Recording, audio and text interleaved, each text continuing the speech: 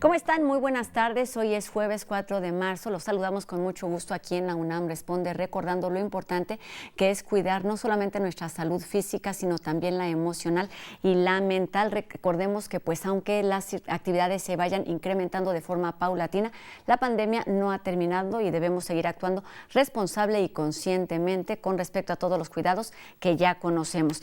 Hace unos días la Secretaría de Educación Pública en el estado de Campeche, que como sabemos se encuentra ya en color verde, inició pues una encuesta con padres y maestros que estará vigente hasta el próximo 12 de marzo, esto con el objetivo de conocer la viabilidad para regresar a clases presenciales, un tema que ha sido pues también un tema de debate en otras entidades, como ha sucedido aquí en la Ciudad de México. Estaremos atentos a lo que sucede en este y en otros estados de nuestro país con respecto al seguimiento que tiene también la pandemia por COVID-19. Y bueno, hemos hablado aquí también en algunas otras ocasiones de la importancia de cuidar nuestra salud mental y hoy estaremos platicando sobre el servicio que ofrece el Departamento de Psiquiatría y Salud Mental de la Facultad de Medicina de nuestra universidad desde hace ya varias décadas, así que saludamos a nuestra invitada. Se trata de la doctora Jacqueline Cortés Morelos, quien además de ser académica de este departamento, es médico psiquiatra y también es la presidenta de la Asociación Psiquiátrica Mexicana y coordinadora de esta iniciativa. ¿Cómo estás, doctora? Un gusto saludarte aquí en la UNAM Responde. Hola, ¿qué tal? Un gusto estar aquí con ustedes una vez más y estoy muy bien, muchas gracias. Exactamente, platicando de nueva cuenta, pero ahora con un tema un poquito distinto, que es en particular lo que ocurre con la Facultad de Medicina a través de este Departamento de Psiquiatría y Salud Mental. ¿Por qué no empiezas platicándonos un poquito cuáles son los servicios, la función de esta instancia universitaria? Claro que sí, como sabemos, pues todos los seres humanos podemos padecer diferentes enfermedades y dentro de ellas están las enfermedades de la salud mental. También se nos puede enfermar nuestra mente, nuestras emociones y dentro de estas enfermedades puede haber trastornos depresivos, trastornos de ansiedad.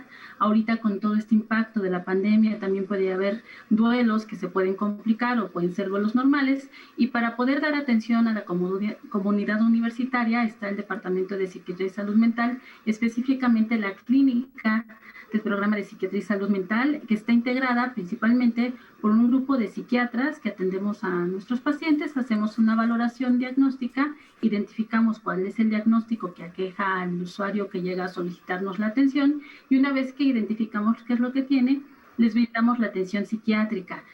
Los primeros diagnósticos o los diagnósticos más frecuentes por los cuales acuden son los trastornos de ansiedad y los trastornos depresivos, pero ahorita, como mencionaba, muchas veces te está juntando ya con un impacto de duelos o duelos complicados a causa de COVID.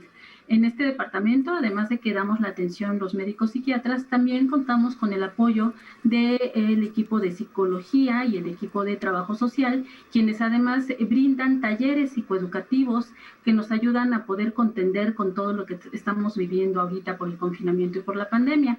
Estos talleres psicoeducativos pueden ser talleres grupales que hablan de varios aspectos importantes que nos van a complementar, como por ejemplo, manejo del estrés, mindfulness, estrategias de relajación, cómo poder manejar la procrastinación, cómo poder manejar la frustración. También existe un taller que se está preparando para el manejo de duelo, ya se ha implementado también el taller del abordaje de los duelos en los sistemas familiares ahorita a causa de la pandemia. Y por otro lado, dentro del mismo departamento, dentro de la misma clínica de psiquiatría y salud mental, contamos con otras dos clínicas, la clínica de adicciones y la clínica de género.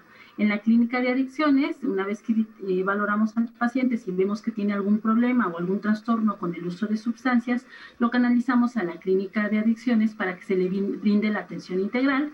Ahí también hay médicos psiquiatras, hay equipo de psicología y trabajo social que en complemento, además de dar la atención psiquiátrica, también dan la psicoterapia para este tipo de pacientes. Y en la clínica de género son recibidos pacientes que por lo regular sufren algún tipo de violencia de género en el campus universitario y la Defensoría de la UNAM los canaliza directamente a esta clínica para que también reciban la atención especializada en un equipo también multidisciplinario integrado por psiquiatría, por trabajo social y por psicología.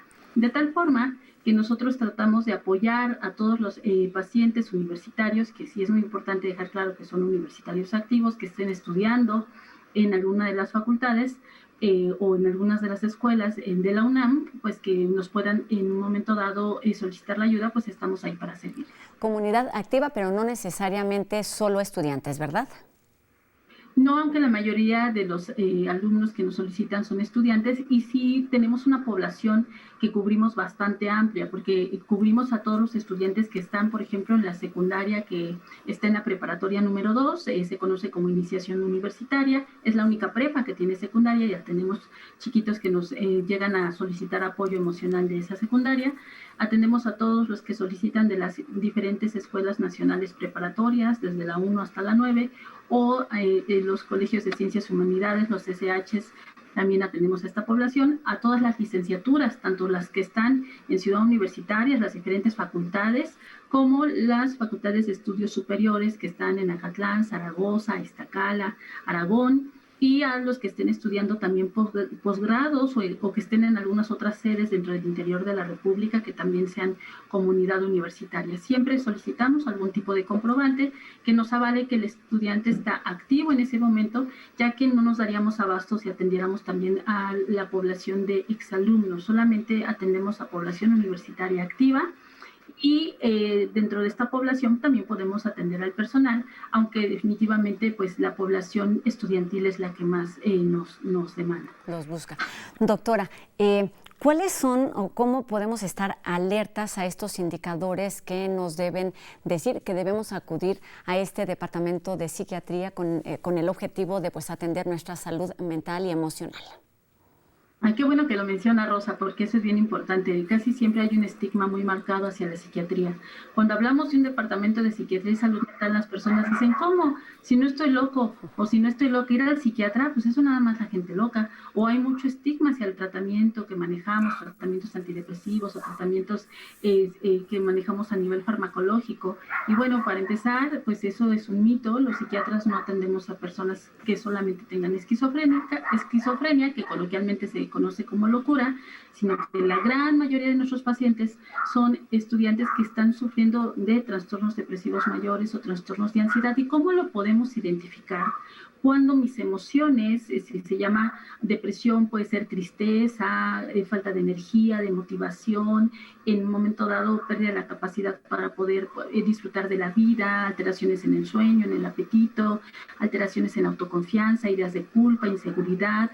A veces la depresión se agrava tanto que puede ir acompañada de conducta suicida o de intentos de suicidio y demás. Entonces, bueno, cuando alguien ya se ve identificado con esta sintomatología, es momento de que puedan solicitar el apoyo para que nosotros como especialistas podamos identificar de qué severidad estamos hablando del cuadro depresivo y si amerita o no tratamiento farmacológico o solamente con psicoterapia. Y por otro lado, si hablamos de los trastornos de ansiedad, se van a presentar, por ejemplo, preocupaciones constantes la mayor parte del tiempo, a lo largo del día, casi todos los días, y son preocupaciones relacionadas con la familia, con la escuela, con la pareja, pero además estas preocupaciones se acompañan de pensamientos catastrofizantes que generan mucha angustia, mucha ansiedad.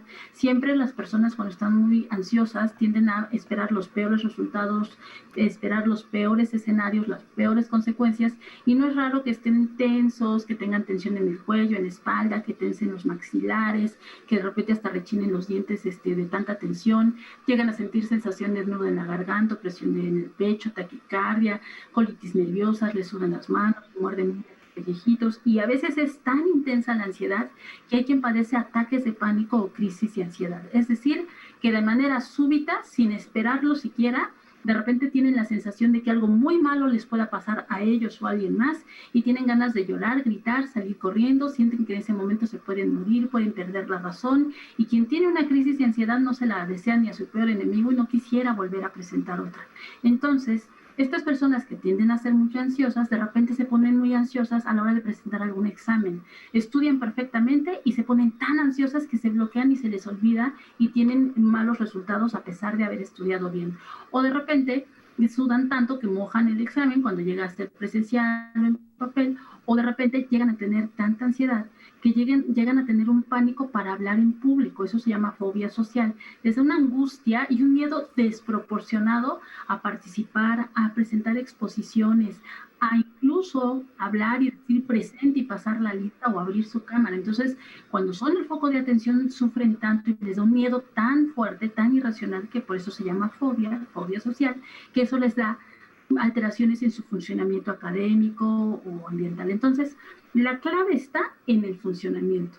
Si mis emociones, si mis conductas me están afectando en las diferentes áreas de mi vida, ya sea la académica, la familiar, la social, la de pareja, la personal o la laboral, si es que se trata de alguien que trabaja, entonces es cuando yo necesito acudir con un especialista para que identifique exactamente qué es lo que yo tengo, y una vez que lo identifique se inicia un tratamiento.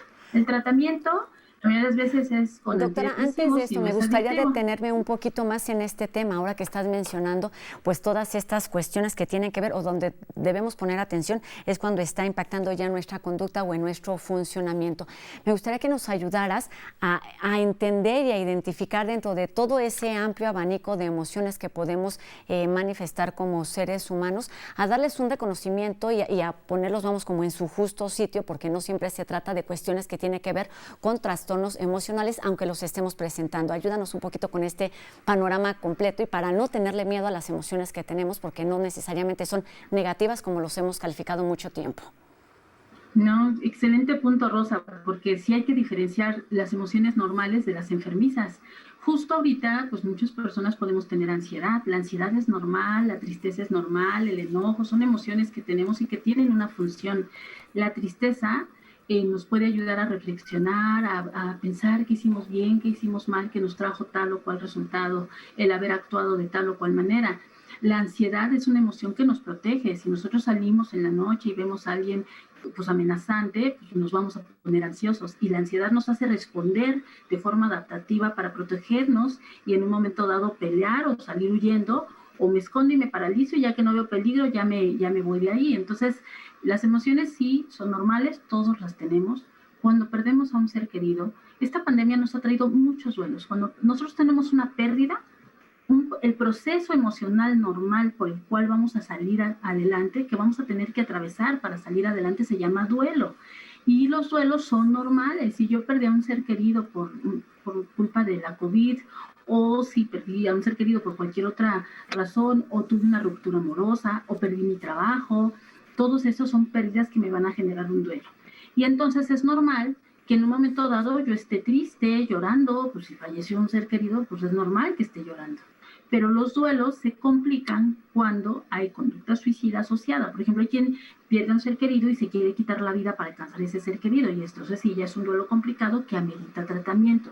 El duelo per se tiene varias fases. Una de ellas es la negación. Al principio uno no puede creer lo que está pasando, no puede creer que haya ya perdido el trabajo, que haya roto con la pareja o que el ser querido haya fallecido. De repente hasta hablamos en presente, ¿no? Ay, ahora que vea a mi papá le voy a regalar este pan que le gusta, y de repente, ay, de veras, y se acuerda uno que ya no está, y es parte de la negación al principio, pero después viene una fase de enojo, y esta fase de enojo hace que la gente de alguna manera jale un poquito de fuerza. El enojo nos da fuerza y esa es su función como emoción. Pero pues de repente esta fase de enojo, si alguien no nos entiende, si alguien no sabe que yo estoy pasando por un duelo y que probablemente estoy en esta fase de enojo me puede hacer discutir con alguien o pelear con alguien y estar mal y de malas. Y bueno, si yo ya sé que alguien está pasando por un duelo y sé que la fase de enojo puede ser parte del mismo, pues hasta puedo ser empático, un poquito más compasivo. Después viene una fase depresiva y hasta que viene la aceptación. Un duelo más o menos dura 1 año, que es el ciclo que se cumple de cuando la persona falleció, por ejemplo, y entonces pasan varios eventos a lo largo del año. Primer Navidad sin ese ser querido, primer cumpleaños de él que no está o de ella, primer cumpleaños míos que ese ser querido no está, etcétera, etcétera, hasta que se cumple el año. Y bueno, hay duelos que se complican porque duran muchísimo, los conocemos como duelos sin fin, y son duelos que pueden durar 5 años o más y las personas siguen sin poderlo superar, y también eso amerita atención especializada. Eso es lo que ahí queríamos llegar cuando te interrumpí, porque es importante también que vivamos todas y cada una de las etapas y de las emociones que vamos sintiendo, pero es importantísimo, por supuesto, hablar de las alternativas, de las herramientas. Cuéntanos ahora sí qué tipo de tratamiento y qué tipo de beneficios trae la psiquiatría en términos de salud mental. Claro que sí, ¿no? Pues muchas gracias por haberte detenido, fue muy oportuna el mencionar este punto. Y bueno, aparte, pues ya una vez que nosotros nos solicitan la atención, se realiza una prevaloración.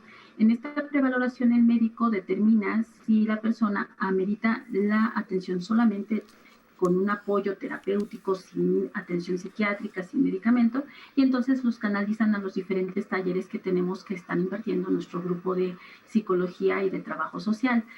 Si ameritaran ya una atención, si se identifica, por ejemplo, y se cumplen los criterios diagnósticos para un trastorno depresivo mayor, un trastorno de ansiedad o algún otro, algún trastorno por uso de sustancias, algún trastorno u otros que intervienen y afectan el rendimiento académico, como por ejemplo el trastorno por déficit de atención e hiperactividad, que también se puede presentar en los adultos y que también obstaculiza mucho el funcionamiento académico, o cualquier otro, por ejemplo trastornos alimentarios, cualquier otro que atendemos los psiquiatras, entonces ya se canaliza a la atención por un médico psiquiatra, el cual, además de que identifique el diagnóstico y del tratamiento adecuado, también complementa su atención con el equipo de psicología, ya sea canalizándolos a los talleres o a la psicoterapia ya individual. La psicoterapia es la terapia que se da a través de una técnica terapéutica que es, por decirlo así, platicada. En esa no se da medicamento, pero sí es muy importante que quien brinde una psicoterapia sea a alguien preparado, que haya estudiado un posgrado en algún enfoque psicoterapéutico. Se ha demostrado que uno de los que más nos ha funcionado es lo que conocemos como terapia cognitivo-conductual o enfoque cognitivo-conductual, pero también el enfoque sistémico familiar o el enfoque de Gestalt o algunos otros como el freudiano y demás también tienen una muy buena utilidad. Aquí en el departamento, pues como lo comenté, el grupo de psicología puede dar tanto la atención grupal como la atención individual, pero siempre y cuando nosotros como psiquiatras canalicemos a los pacientes, porque a veces llegan tan mal que no están en las condiciones emocionales adecuadas para recibir la terapia. Los estabilizamos primero con el antidepresivo, si tienen una depresión o si tienen un trastorno de ansiedad, y ya un poquito más estables complementamos y damos el tratamiento integral, tanto la parte psiquiátrica con los medicamentos como la parte psicoterapéutica. Si lo único que buscan es solamente psicoterapia y no quieren medicamento y demás, entonces se les canaliza a instancias como Facultad de Psicología u otras instancias o institutos que están brindando la atención solo psicoterapéutica, solo de terapia, ya fuera de la UNAM. Doctora, se nos está terminando el tiempo y me gustaría preguntarte si todas estas alternativas que se brindan a través del Departamento de Psiquiatría de la Facultad de Medicina tienen que ver, vamos, con el poder curativo de la palabra, de externar, de compartir, de hablar, de estar un poquito en sintonía con él o con los otros. Sí, por supuesto que la palabra tiene un gran poder siempre y cuando sea la palabra en el momento adecuado, de la manera adecuada y enfocada siempre a un objetivo terapéutico, que esto lo va a ubicar bastante bien a alguien que estudió un posgrado en psicoterapia. Ahora, también dentro de las causas de las enfermedades mentales hay alteraciones en sustancias químicas cerebrales llamadas neurotransmisores. Entonces, a veces cuando la sintomatología ya es moderada o grave, no es suficiente con la psicoterapia, de ahí que a veces es necesario la utilización de medicamentos que nosotros mandamos, que dicho sea de paso no son adictivos, no causan dependencia y que los médicos psiquiatras sabemos utilizar. ¿Qué hacen los medicamentos? Regulan el funcionamiento de estas sustancias químicas cerebrales, para los cuales una vez que el medicamento regula ese funcionamiento de estas sustancias químicas, entonces el paciente se recupera. Dentro de las causas también está la herencia, casi siempre hay factores hereditarios en los trastornos depresivos, ansiosos y demás, y no es raro que también la familia o tengamos padres o madres de nuestros estudiantes que puedan estar cursando con algún cuadro ansioso depresivo, y si lo identificamos también nos canalizamos a tratamiento a otras instituciones, ya que un padre o una mamá que no son tratados obstaculizan la mejoría y la evolución de un buen tratamiento de los estudiantes. Es que es importantísimo, quedémonos con eso, atender nuestra salud mental, y la segunda cosa vital pues es acudir con los profesionistas, en este caso a la página que ha estado apareciendo en nuestra pantalla, que es psiquiatria.facmed.unam.mx, para que a partir de este acercamiento y de un cuestionario pues se canalice de forma correcta para atender la problemática que estamos presentando, no solamente en medio de esta pandemia. Nos decías, este departamento tiene ya casi 50 años brindando atención a la comunidad universitaria en activo, una posibilidad para pues sobrellevar también esta pandemia, pero pues para atender nuestra salud emocional y mental en todo momento. Doctora, muchísimas gracias por estos minutos. Doctora Jacqueline Cortés Morelos, médica psiquiátrica y miembro del Departamento de Psiquiatría de la Facultad de Medicina de nuestra universidad. Gracias y muy buenas tardes, y gracias de nuevo cuenta por toda esta información útil. Al contrario, nada más quisiera aclarar que la atención siempre es presencial, pero ahorita que estamos en pandemia la atención solo es en línea, y le estamos dando en línea para que nadie vaya a ir en vano. Estamos dando la atención en línea desde que empezó el confinamiento prácticamente. Exactamente, todo este acercamiento, gracias doctora por recordándolo, todo este acercamiento se hace a través de la plataforma que está apareciendo en nuestra pantalla, psiquiatria.facmed.unam.mx, y ahí se les dará seguimiento. No solamente esa atención directa con profesionistas, sino también se ofrecen talleres y grupos de ayuda con distintas áreas de conocimiento. Está ahí presente la multidisciplina.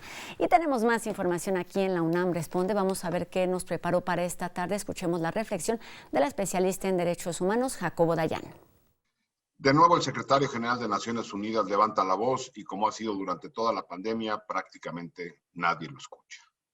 En este momento afirmó que el mundo enfrenta una pandemia de abusos a los derechos humanos. Regímenes autoritarios han impuesto drásticas reducciones a los derechos y libertades, al tiempo que han utilizado la pandemia como pretexto para restringir la libertad de expresión y sofocar violentamente a la oposición y a la crítica. Guterres reflexionó sobre cómo la pandemia ha generado un retroceso de años en la garantía y protección de derechos humanos, mientras los abusos prosperan al incrementarse la pobreza, la discriminación, la destrucción del medio ambiente y el aumento de la fragilidad de nuestras sociedades. El fenómeno es global. Ataques a opositores, activistas, defensoras y defensores de derechos humanos, a la prensa. Todo esto parece que permanecerá una vez que se supere la crisis sanitaria. La salida a este problema es clara, pero difícilmente se logrará. Solidaridad y cooperación internacional, mientras lo que vemos es políticos por todo el planeta con menos intereses en lo global y apelando a sentimientos nacionalistas llenos de miedo y rencor. Guterres culminó afirmando que mientras el virus nos amenaza a todas y a todos, la agenda de derechos humanos nos empoderaría en lo individual y en lo colectivo a todas y todos. A ver si esta vez sí lo escuchan. Buenas tardes. Y de las distintas realidades que se viven en medio de esta pandemia con relación a los derechos humanos, vamos a ver qué tiene que decirnos los especialistas en humanidades con respecto a lo que sucederá cuando se abran las puertas. Hoy escuchamos la reflexión del doctor Fernando Lozano Asensio. Cuando se abran las puertas. La reflexión de Humanidades UNAM sobre el futuro. Yo siento que ha reforzado mucho nuestro sentido de pertenencia a una universidad pública, ¿sí? Nos hace sentir más universitarios, y el hecho de tener esta responsabilidad enorme de dar respuestas a la sociedad, ¿sí? Explicaciones y alternativas, ¿no? Frente a la crisis, refuerza el compromiso que tenemos como universitarios y como investigadores frente a la sociedad. Con toda la crisis y con todas las repercusiones nocivas, valdría la pena preguntarse si es posible extraer un balance positivo. Yo creo que sí. Creo que la respuesta es sí, pese a que esta crisis ha significado fallecimientos, pero sí salimos de alguna manera fortalecidos en nuestro conocimiento, en nuestra reflexión, en la forma en cómo articulamos nuestras redes al interior y hacia el exterior. en la forma en cómo dimos respuesta como comunidad académica, ¿no? De nosotros depende que toda esta sacudida que hemos recibido con la crisis haya valido la pena.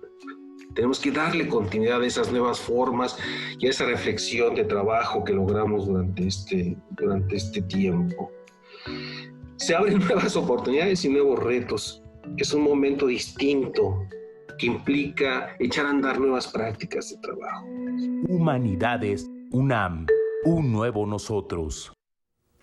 Pues sí, que toda esta situación de crisis sirva para reconocer y para valorar todos los privilegios que tenemos, no solamente como individuos, o no solamente como universitarios, sino como individuos, para esto convertirlo en una gran responsabilidad, por supuesto en beneficio de la sociedad, que es lo que hace día con día la comunidad universitaria de la Universidad Nacional Autónoma de México.